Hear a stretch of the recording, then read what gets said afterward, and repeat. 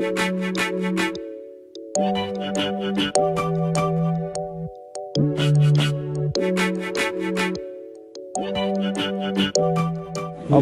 Pro энэ жил гэр бүлийн гишүүн бүрдсэн урайны доор бид нар үйлчлэгээ явуулж байгаа. Тэгэхээр гэр бүл маань янз бүрийн гишүүд байдаг. Эдгээр хүмүүст тохирсон таарсан үйлчлэг бид гаргаж байгаа. Тиймээс та бүхэн энэ жилийн ICT Expo-дор хүрэлцэн ирж гэр бүлийн гишүүн бүр зориулсан үйлчлэгийг сонирхохыг урьж байна. Тэгээ голлох үйлчлэг бол Candy үйлчлэг. Candy маань бол loyalty буюу үйлчлэг байснаас одоогоор бол захим санхүүгийн үйлчлэг болж бид нар мессеж зээл буюу 500 сая хүртэл зээлийг та ямар нэгэн байдлаар өөрөө эрэлгүйгээр гар утсаараа дамжуулж авах боломжтой байгааг нэвтрүүлээд байгаа.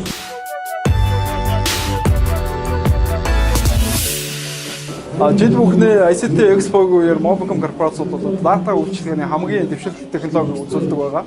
Одоо нодлон болоод өмнөх жилүүдийн үед бол бид нар хамгийн анхны iPhone-ы 4G мөн түнчлээ дэвшилтэд хурдны 4G-г үзүүлж исэн.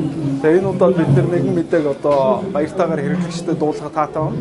Mobicom корпорац нь Улаанбаатар хот болон орон нутгуудаар тун удахгүй дэвшилтэд буюу carrier aggregated 4G үйлчлэг нэвтрүүлэх болно. За энэ үйлчлэг маань ямар ялгаатай вэ гэхээр та бүхэн миний гарт байгаа энэ утсыг харж байна.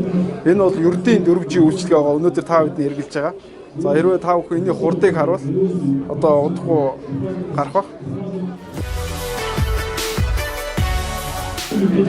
Download буюу одоо интернетээс юм татах хурд маань 88 МБ гарч байгаа.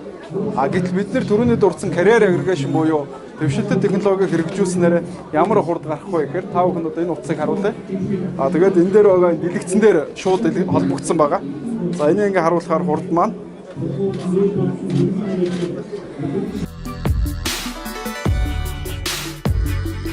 139 МБ буюу одоо түрүүний үзүүлсэн хурднаас бараг 2 дахин их өндөр хурдтай гарч байгаа. Тэгээ үүгээрээ бид нар юу хэлэх гэж байна вэ гэхээр Mobicom корпорац бол одоо хамгийн дэвшилтэд технологи, дэвшилтэд давтамж бол 2600, 1800 гэсэн давтамжууд дээр энэхүү үйлчлэгийг нэвтрүүлж мөн эдгээр нь бол хуулийн хүрээнд буюу улсаас тогтоосон зохицуултын хүрээнд явагдаж байгаагаараа илүү давуу талтай үйлчлэгийг хэрэглэгчид хүргэх болсондоо таатай байна.